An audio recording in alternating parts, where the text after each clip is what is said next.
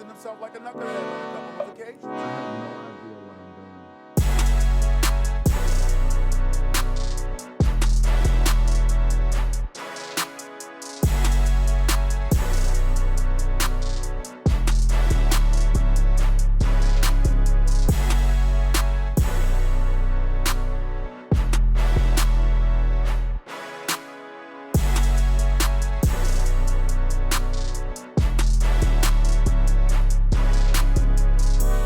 Welcome back to the Chase Brewster Show. I am your host, Chase Brewster. Today I have a very special guest with me, somebody that has been a mentor to me and really somebody I value our friendship, somebody that attended my wedding, and somebody just, him and his wife have become personal friends to me and my wife. One of the hardest working guys in college baseball, Noah Sanders. What up, Chase? What up, Noah? I feel like this is kind of a little bit higher level phone call than we normally have. You know, we talked about it with Dirk in our first episode, just the fact that one of the reasons I wanted to do the Chase Brewster Show, this whole podcast kind of show, and you actually have been listening to this idea for like 3 or 4 years, so you know that this has been going on behind the scenes for a long time. But like I told Dirk, I feel like I talk to all you guys 3 or 4 times a week anyway. We might as well just do it on video and get a bunch of views and show the world. You know, my goal is to show the world guys like you and Dirk and, you know, all these awesome guys that I've been blessed to be friends with and, you know, kind of get an insight to you guys because I think you guys do amazing jobs and kind of want to open up Pandora's box a little bit and get these conversations on video. So I appreciate you being on the show today. Absolutely, man. Absolutely. I'm excited to be able to do it. I'm excited for you. I know it's something you've been working on. And, I mean, with that logo on the microphone, you know, this thing cannot fail. Correct. It cannot fail. It is as big league as it gets. Yeah, well, we're. I don't know how good the content is, but all the accessories are first class. So we have. Well, at least I know it'll be good. It'll be good tonight. At least I know it'll be good tonight. Correct. So Coach Sanders is just named the associate head coach at the University of Arkansas Little Rock. First of all, super proud of you. You deserve it. I know you've worked really hard. Thank you. You know, since we got started 7 years ago with the Sticks, you've literally been one of the hardest working people. You know, I've come in contact with you. Worked really hard. So special, you know, congratulations to you. I know I speak for everybody in our circle. We're super proud of you. And I put it on Twitter, but want to get it on video too. Super happy for Coach Curry because Chris does a lot of things for in the state and guys like you that work so hard and gives them recognition and gives them the tools to be successful. So I'm glad Chris saw how hard you were working, and I'm glad you got the promotion, and I'm glad that you could start paying for dinner. So, yeah. Let's not go that far. Let's not go that far. But, you know, thank you very much. It means a lot. And, yeah, it's been, you know, been in the state of Arkansas working for, I don't even, 11, 12 years now. Yeah. So, but it's been a lot of fun. Got to know a lot of good people, obviously like yourself. And, man, excited to see what the future holds. So in the episode 1, I talked with Dirk and you know, I'm not really good at this yet, so I don't know if like every episode is supposed to start at birth like Dirk did. We talked about like chronologically through the order, but somewhere in there we got to his run at The Rock. And, you know, obviously there's a huge transitional gap between Gary Hogan and Chris Curry and a lot of years in between, but talk to Dirk about some of the problems they face and kind of overcoming, you know, some of the facilities and just the kind of bad reputation you guys were getting for no reason and able to win that conference tournament and go to a regional.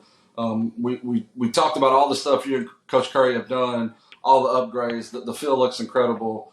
You know, the locker room looks incredible now. The players you guys are getting, you're beating out, you know, at times Power 5 to get guys. And so talk about a little bit about The Rock and y'all's program at Little Rock, how it's, you know, the upgrades and just kind of where the program's at. As an outsider looking in, you guys are definitely headed to the next level of the process in y'all's program.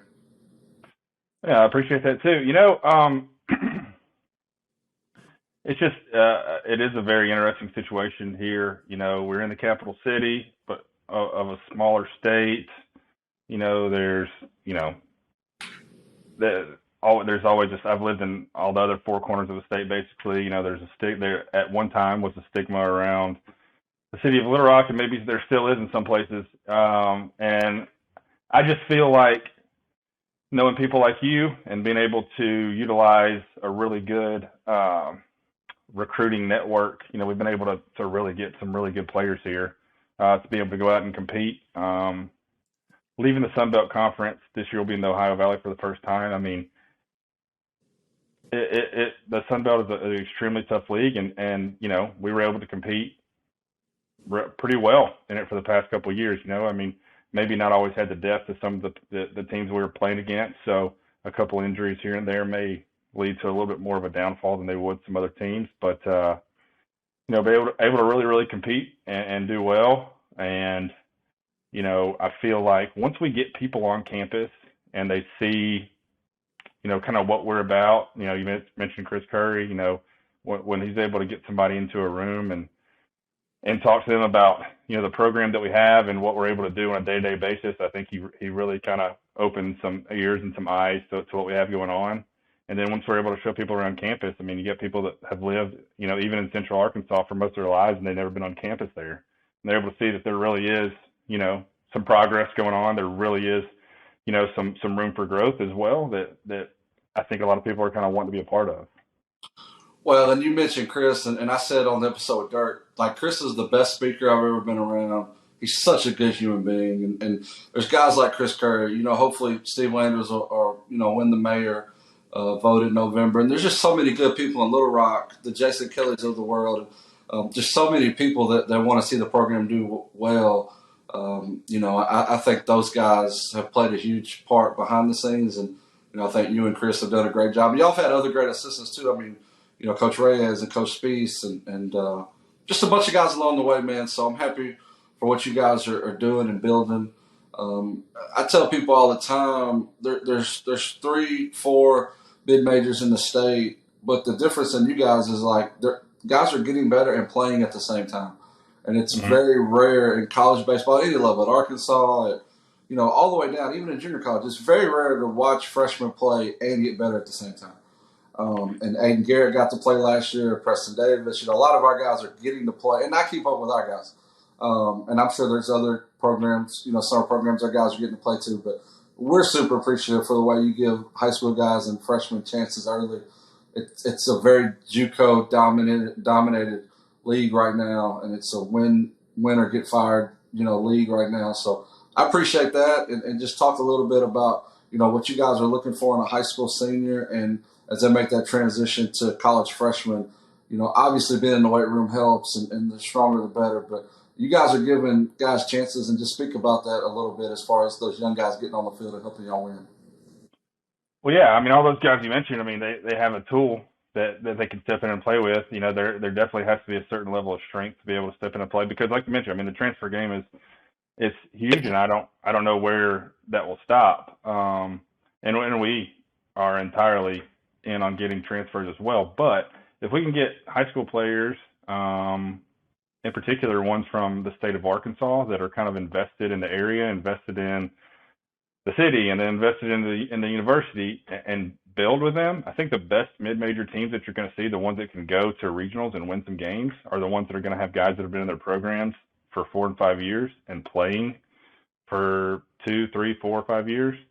I think those are the ones that go and beat. In the 100%, we're going to have we're never not going to have transfers in the mix here. So, but those ones that you look up and you play against them for 4 years, and it seems like one of their shortstop's been there for 7. Those are the ones you just kind of look up, and at the end of the year, they have 40 wins. So trying to integrate that as much as we can. And obviously those guys have to be good enough. Nobody's just going to get a free ride, just to try to get them on the roster for a long time. They have to be good enough in the beginning. They have to be the right type of person that we want to be in our program for a long period of time, which I think is huge. And I think that's something also that Coach Curry does a really good job of is developing a culture and making sure that we're a program that guys want to be a part of. And some of that comes from not missing in recruiting too now. I mean, you get guys that are talented like a Hayden Arnold, they stay around forever, and some of these other guys that play early. So, it's easy to have 4-year starters when you don't miss on, miss out of high school. So. Well, that's definitely true. It's definitely true. Sometimes it's easier getting pitchers than it is position players to be able to do that with, just because of the overall strength that it takes to play and to play for 50 games. But man, I mean, just getting them in and getting them to want to play hard and play a lot. We have to get guys that love to play baseball. And I think that that's going to take you so much further than what people know. And I've learned that more and more over the last couple of years. Guys that want to be at the field, they want to work, they want to do extra work, they want to do early work. They just love to play baseball. Those are the ones that, when they have that passion for the game, they're going to do whatever it takes to get better. And when you do that, you end up playing earlier. You end up playing earlier and playing more and more often. And I hope it can continue to pan out for those guys. So, for those guys that don't know, you started out your career coaching at Crowder with Coach Lolliman. Obviously, Lolly's a legend. The field's named after him, all that stuff. You then go to UAM with Coach Harvey. Is that right? Well, those are backwards, actually. Yeah. So I graduated from UAM, and then I graduated from UAM. I played for Carlos James, head coach at Pine Bluff, and who's a mentor of mine and just incredible human and baseball guy. And then I coached, for 2 years for John Harvey. I just got extremely lucky. Yeah. To be able to go back there and do it. He's awesome. Yeah. Incredible. Talk about a mentor there. I mean, he's somebody with young coaches that he just lets them go coach. For sure. And lets you do the things that you want to do. And it's been awesome. Carlos is the man. Carlos offered me a job one time, so I love anybody that's ever offered me a job. So I love Carlos. Carlos, if you see this, we hope to have you on one day because obviously you have a story to tell as well. So you're with Carlos. You go over to Harvey, Monticello, which is like the complete opposite end of the spectrum from where you end up at, in the long run. But so from there, which also Harvey's kid's a 2025 shortstop. I don't know if you're keeping up with Brooks these days, but he's I am shortstop on the 6 2025 Reckworth team if you're out recruiting this summer. Brooks is one of those guys that need to get stronger, but Brooks is a very good player. You go from there to Arkansas State, correct? After Crowder, yeah. So Crowder, I made a stop for one semester at Crowder. And, Travis Lolliman, Tyler Sawyer, Kyle Williams were on staff there then, who's the head coach at Cameron now. And I wasn't there long. I was there for one semester, and I would have stayed much longer. I would have been there for years. It just so happened that the volunteer job at Arkansas State came open, and I was very fortunate enough to be able to get that. And I was the volunteer at Arkansas State for 3 years. Then I was full-time there for 2 years after that, and then moved to Little Rock in the summer of 2017.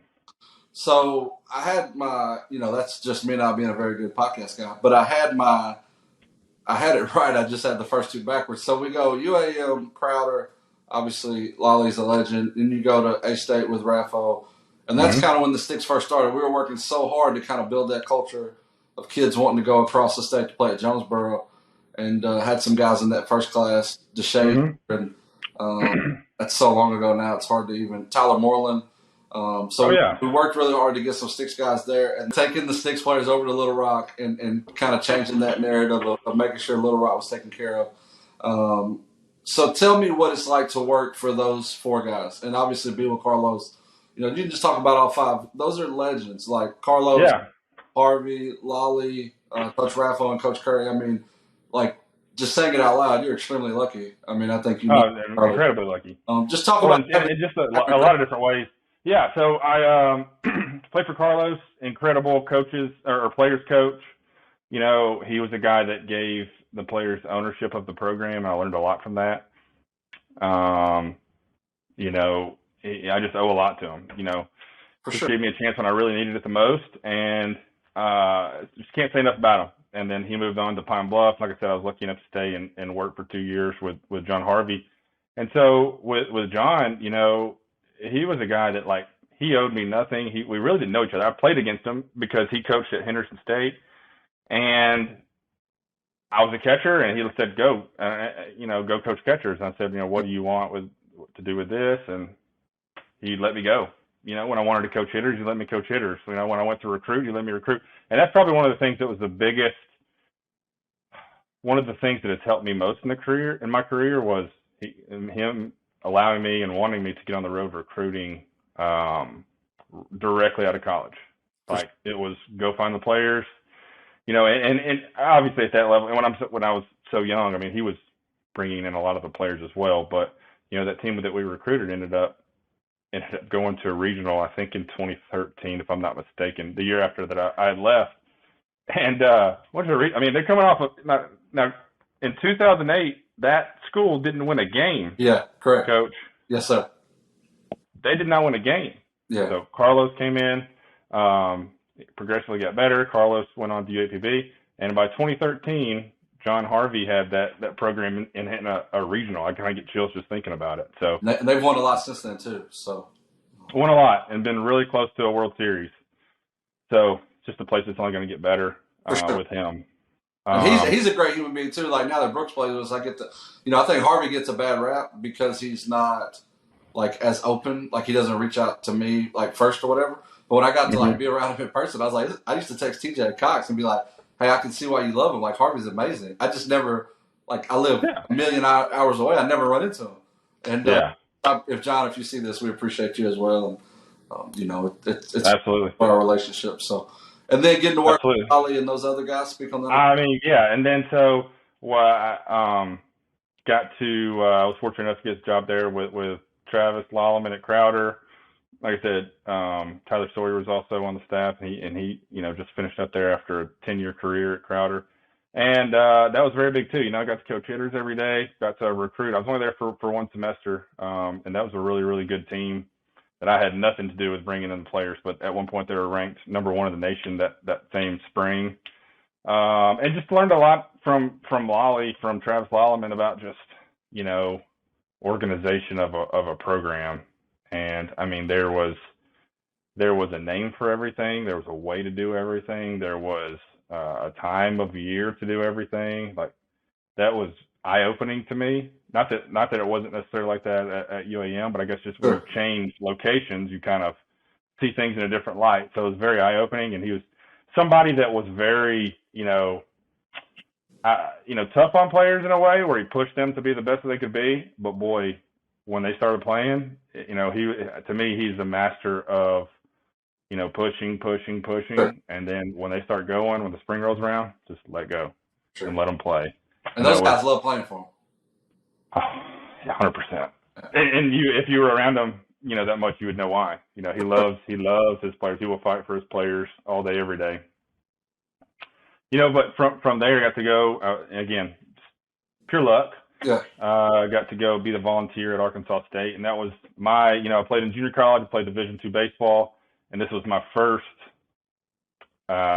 experience in Division I baseball. I had no idea. What it was like, when I got there, our players were, only sharing a hotel room with one other player on the road. We were getting meal money. Yeah. When I got there, I had a pair of shoes in my locker.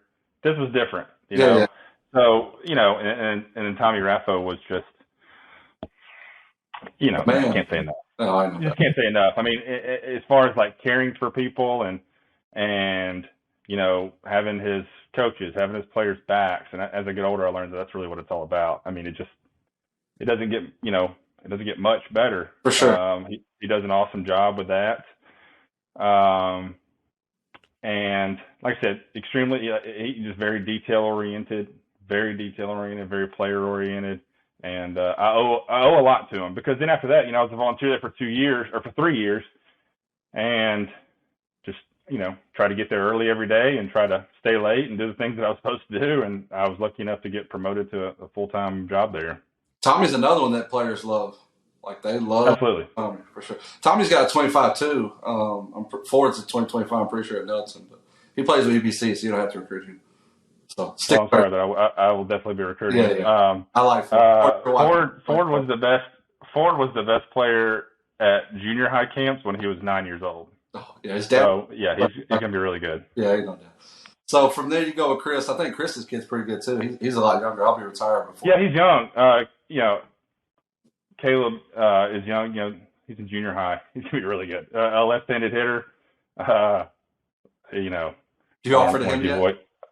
Well, I got you. I don't want to give away too many. Yeah. I understand. He's a guy that you can just tell. It's just different. Yeah. And both of those kids too. Their dads were incredible players. Oh, yeah, incredible players, for sure. both with great college and professional careers.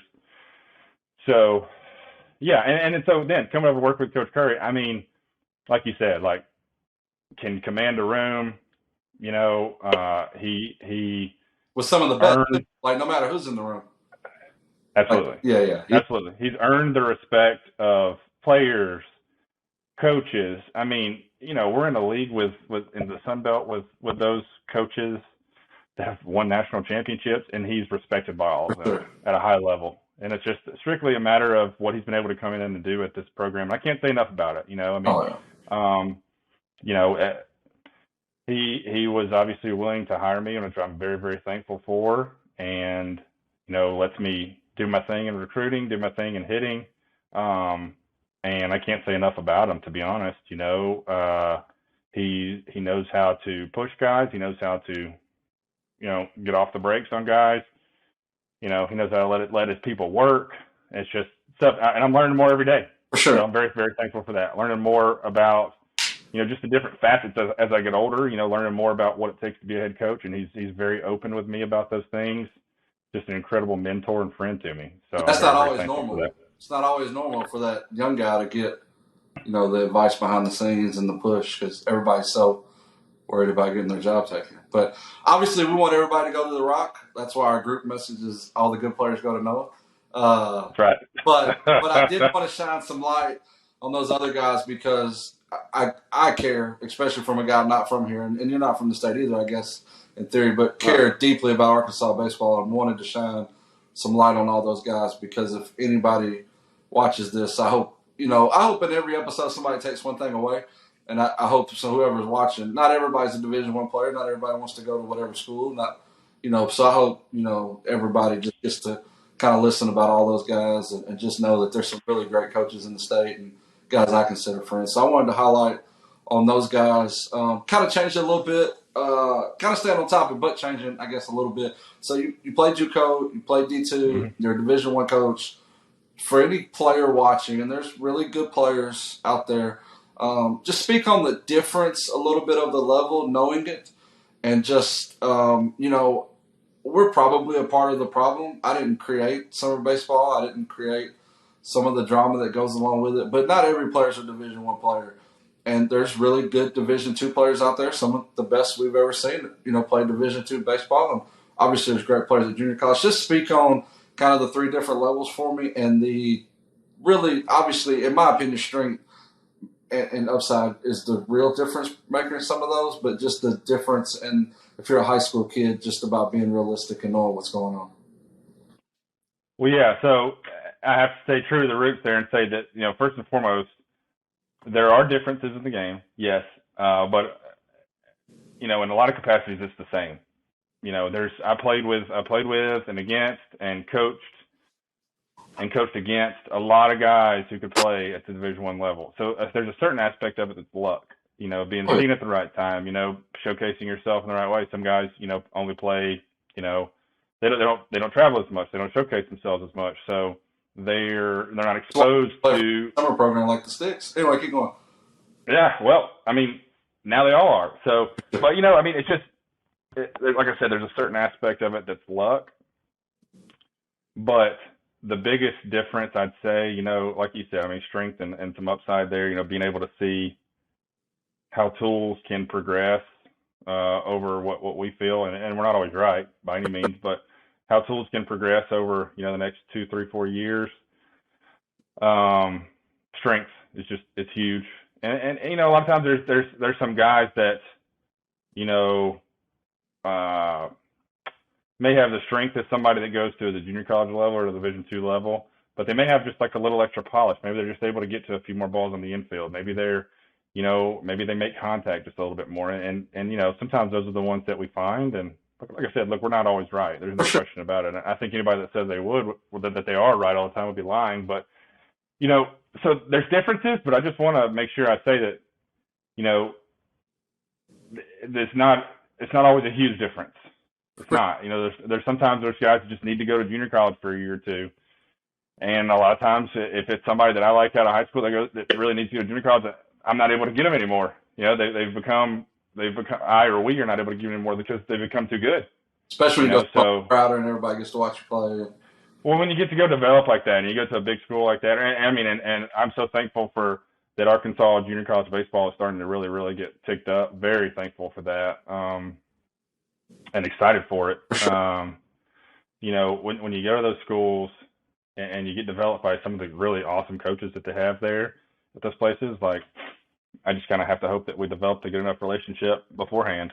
Well, that's what it's all about at the end of the day. Is treating people right. Relationships. So just to end the topic of coaching and recruiting and all that stuff, like how bad is the portal right now? Like is the portal messing things up like they say, or is it a blessing for you guys? I mean, there's a lot of tough decisions that players are having to make every year and coaches. And, where do you see this thing transition in the long run? I need to see a little bit more personally because we, after the COVID year, the portal was very, very good to us. We had a couple of graduate transfers that were all conference players in the Sun Belt. So that was really cool. Yeah. And then, this year we only have one player from the portal, I believe. So, it's kind of hit and miss on whether or not it's like a benefit to us. I think it really could be. I like the idea of kids being able to transfer. I do. And if I'm just being real, like that's just, I don't mind it. I think for every time it's negative, I think there's an opportunity for it to be a positive for you as well. But it is crazy. It's crazy out there. And I don't get to experience it on our level the way that as you move on into the SEC and the Power 5 level the way that they do. So I've never seen it just like that.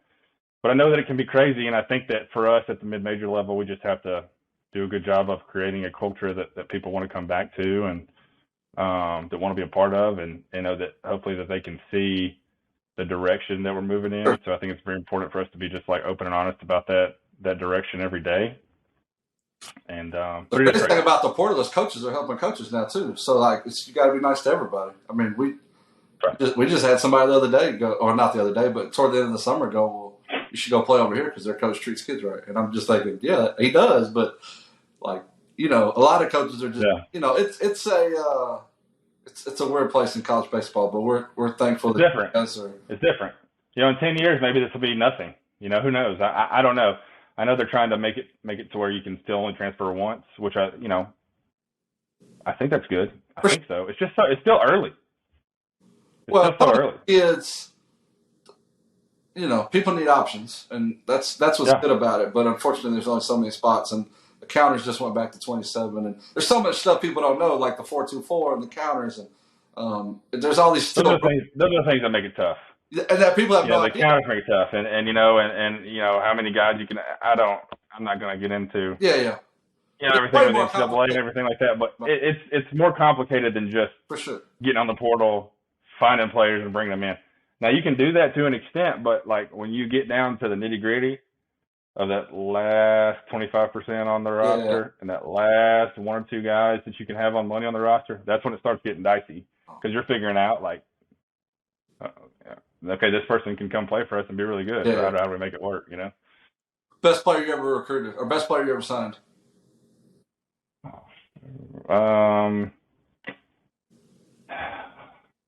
I don't know if I can answer that, man. I don't know. Well, okay. Well, one of the coolest stories, I'll tell you that. One of the coolest stories was Aaron Barkley, who was a graduate transfer from Mississippi Valley State in the SWAC. He caught for 3 years for them and pitched. And so when he pitched for them, he was a Friday night starter. He would catch on Saturday and Sunday and sometimes throw in relief in one of those games. And then a lot of times when they would go play Power 5 schools on Tuesday, he would also start those games. So he's working a lot. He's working and while he's catching. And so then after the COVID year, I was at home a lot, so I did a lot of research on basically every single player that was in the portal, which I know a lot of coaches are doing now. Yeah. So everything kind of matched up. We brought him in, and he was an all Sun Belt Conference pitcher. So that's definitely one of the coolest stories. And I'm glad you shared that because the portal changed his life. Yeah. By the way, being all conference in the Sun Belt's a huge deal. Like it's not. Yeah. I mean, he beat a Power 5 school or two on the weekends for us. Then just came in and he closed out against anybody. Just had ice water to his veins. But at one year at at a different school, we had the Sun Belt Conference Newcomer of the Year. That was cool. Well, you had a big leaguer too, huh? I mean, did you recruit? I helped on that. I helped. I'm not gonna say I did all of it, but I helped. Ty Dickinson was a pitching coach then at Arkansas State. Ty's another great guy. Awesome. Yeah. Awesome. That's a good guy. Awesome. He's back home now in the Pacific Northwest, but if you check out his resume on the arms that he's had, move on to the next level. Yeah. It's pretty extensive on the guys that he's helped develop. Ty's the man. Ty, if you happen to randomly see this, we appreciate you too. Ty's. I'll just text him and tell him he needs to watch. Yeah. So what I'm doing, I don't know what you're supposed to do or what guys do, but we are shooting 4 to 6 episodes in advance before we start airing. So you don't have any idea of why I started this podcast. I mean, personally, and you've heard about it for 3 or 4 years, but you don't know that the whole concept behind this was trying to bring change. And I don't necessarily know what that change is defined by, but wanting to motivate and change and inspire and just try to do good to make sure that we can help anybody's listen. We can, if we can affect one listener or, if they get something from this, that's great. And that's why we want to do it. So we broke it down in chapters. And chapter 1 for me was called The Why. And it was very important to me to study the why when I wanted to do this, because it wasn't for Instagram likes or, retweets or whatever. It was to really try to help people. And I felt like my network was extending stuff like this where I could get a Noah Sanders on or a Dirk Kinney or Andrew Guerrera and just give real conversations, one-on-one through video that people would enjoy. So we called chapter 1 The Why, and I really wanted you to kind of speak on your why. Obviously, I know you have a passion for helping kids, and you love what you do, and great family man and father, and obviously husband to Bailey. She's amazing. She's made some appearances a couple times. Yeah, she's been a special guest. She's going to have no idea when this airs that she's all. Yeah. But just speak on the why. It's important to me that some of these guys that I consider some of my best friends to, kind of put it in their own words about, what's kind of important to them right now, what their why is. Yeah, so as a player, I probably wasn't the guy who made the most out of his career. I think I waited a little bit too late in my career to kind of open my eyes and see that I probably left a lot on the table, to see that I probably could have been a lot better of a player and have a more memorable career than what I had. And I solely blame it on myself. So towards the end of it, playing again for Carlos at UAM, I kind of realized like I'm probably not the only one who's experienced this. So that if I'm thinking back to, exact reasons, I mean, like just getting guys to be able to understand and make the most out of every single day that they play. Because I tell the story of you're going to wake up 35 one day and you're going to be having dreams. You're going to wake up from a dream that you were playing in a game, that you were hitting, that you were pitching, and you're going to wake up. And you're going to think it's real, and you're going to realize really quick that it wasn't, Sure. So, just trying to get people to make the most out of their careers that they have, whether it's a high school player, whether I actually get to coach them or not. Hopefully I can, help in some way, shape, or form in that. I mean, that's a big part, for me. But then, I think we just have like a very unique opportunity to be able to reach guys. I love talking to guys about like things other than baseball. Like my wife and my son are a big, they're around the field a lot. I want to show our guys what it's like to be, hopefully what I consider, hopefully what my wife considers a good husband. For sure. A good father. What it's like to be around your kids. To try to strive to give them a better life than what you had, no matter how good it is. For sure. You know what I mean? So I want to be able to show that and talk about that, and talk about. Hey, if you don't coach, that's fine. Just go be that person in whatever it is you choose to do, and then be as successful as you possibly can, or as successful as you want to be in whatever that you do. So, I hope that's not like cliche or cheesy or anything. I mean, I want to win. I want to go to Omaha. I want to ring. I want to, be the winningest baseball coach of all time. But I think that the purpose is a little bit deeper than that, and for sure. I think that. It's just an awesome opportunity that we have to be able to go recruit players and know them from the time they're 15, 16 years old all the way through the time that they graduate college, get married, have children. It's just something that's, when you play the game and you're around the game for long enough, you realize that those relationships and just, as you watch the generations of players go through, that's just the coolest part. For sure. There's just no question. It's the coolest part, seeing guys grow and then getting calls and invitations to weddings. It's something I wouldn't trade, for anything. Speaking of invitations to weddings, we must tell everybody watching that Noah Sanders attended my wedding on the same day that one of his coaches that he worked with got married. So yeah. I am speaking for both of us when I say, Jacob Caples, if you're watching, I apologize. We both missed your wedding. I was a little busy getting myself, and somehow Noah picked my wedding over yours. So, we appreciate that is on the surface. That's what happened. I did know about yours a lot further in advance. I will say that. But we love Jacob, regardless. Jacob's the man, too. Jacob's one of my best friends, and I feel as if I've made this up to him in the meantime, correct, between then and now. But yes, I did. I know you got a lot going on, and so let's go ahead and wrap this up. I don't necessarily know how this thing will go in the long run, but I wanted to end every show with what I call 5 moments of truth. So I have 5 questions basically that I think and it was on my heart is this: if somebody only saw the end of this show, what could they take away the most from it? So these were the 5 questions that I thought, hey, if somebody skipped to the very end, what could they get from Noah Sanders? And question 1 to me, and we're asking everybody the same questions, but question 1 to me is very important. What's the best advice you've ever received, and who gave it to you? Yeah, I think I had a conversation actually with John Harvey when I worked for him. I was probably 23 years old, and he asked me a question that I was being asked for the first time. He asked me where I saw myself in 5 years, and before that question, I couldn't have told you where I saw myself in 5 minutes. To be honest with you, it was very eye-opening. And I said, I don't know. I mean, do you think there'll be a full-time job here at UAM in 5 years? Yeah. And I would have been all in for it. And he kind of told me, like, you're at a point in your career where you can do anything that you want to do. You don't have kids. It's time not married. Like I said, I was 23, 24 years old. He's like, you're at the point. If you want to get a job and go volunteer, figure out a way to do it. If you need to, I remember specifically, it's like, go work behind the desk at a hotel at night. Yeah. And go be a volunteer all day. Go work a job in the morning and volunteer in order to progress your career to where you want it to be.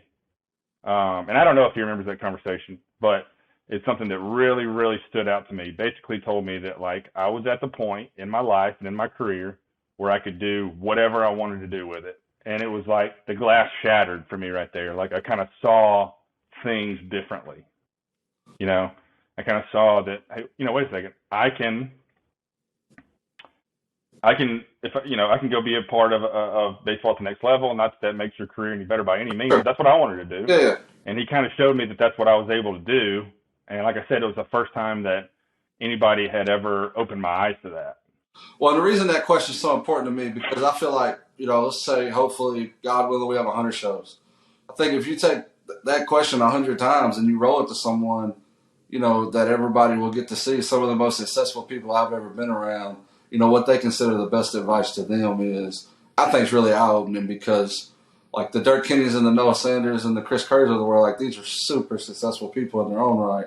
So it's important for me to ask that, because I feel like it's, people need to know what makes successful people go. And obviously John was amazing at doing that. So question number 2, and this will probably be tough for you, and it's kind of the highlight of our whole show: the best mentor you've ever had.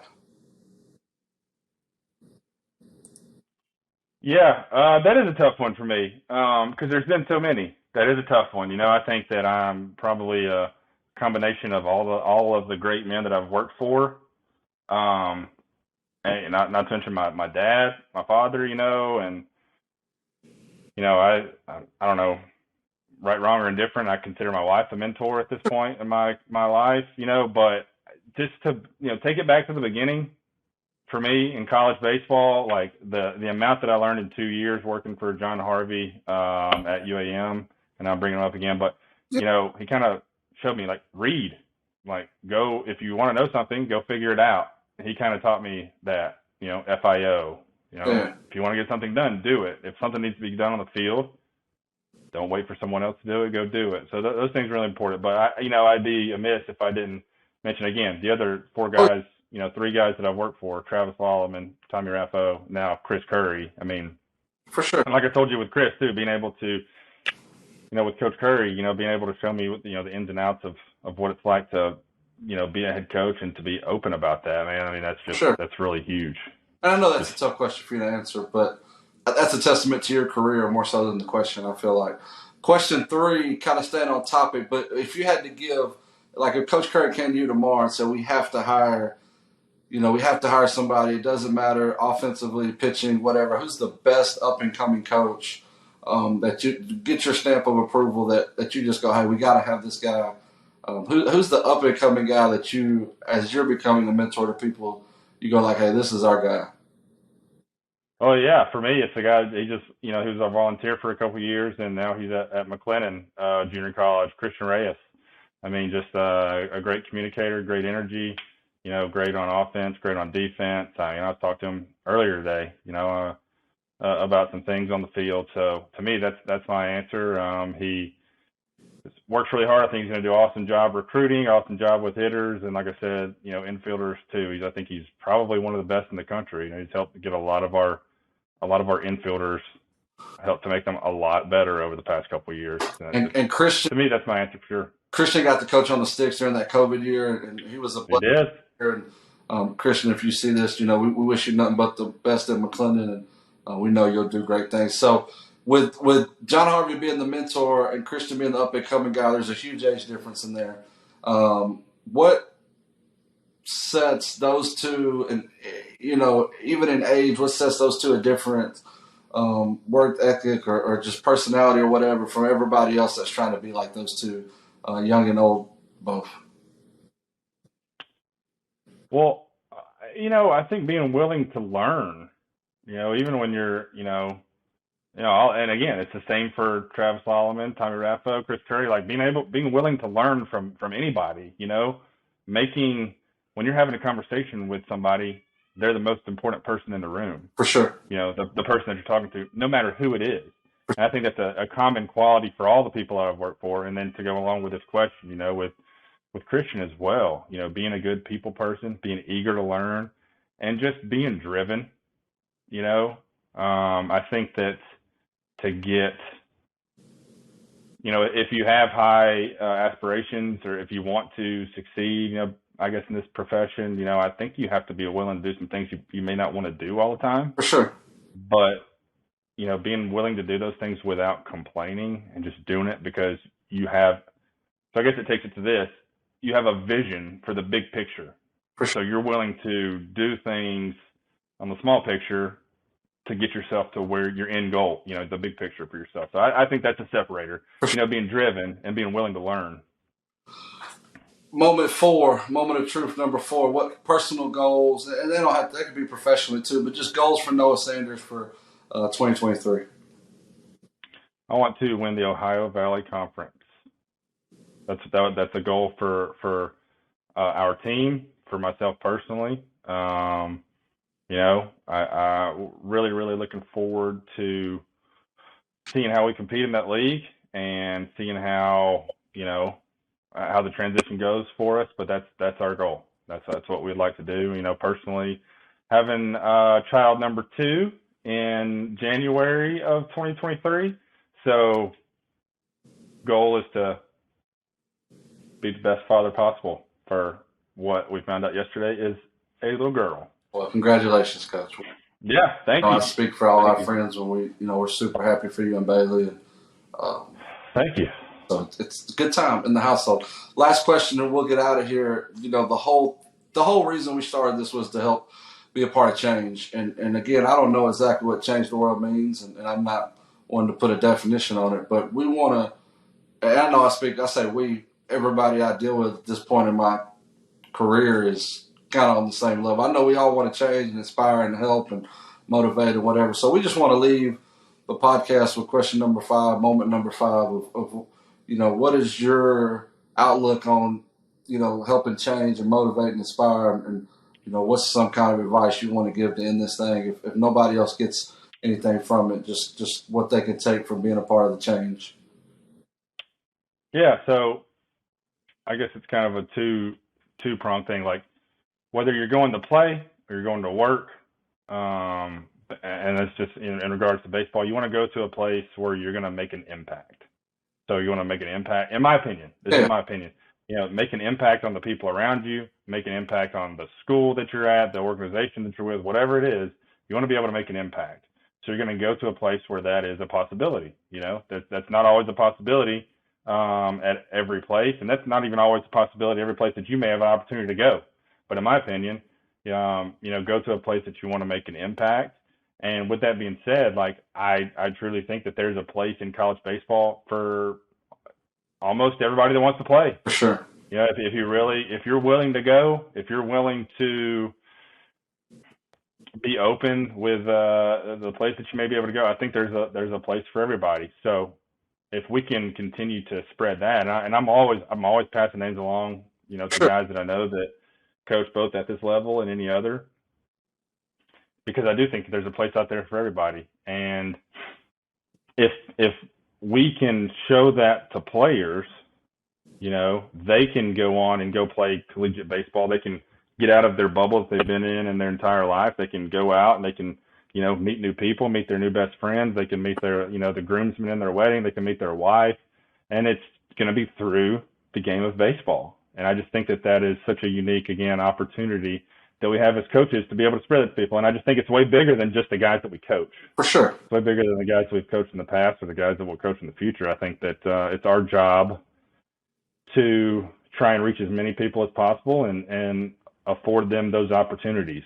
For sure.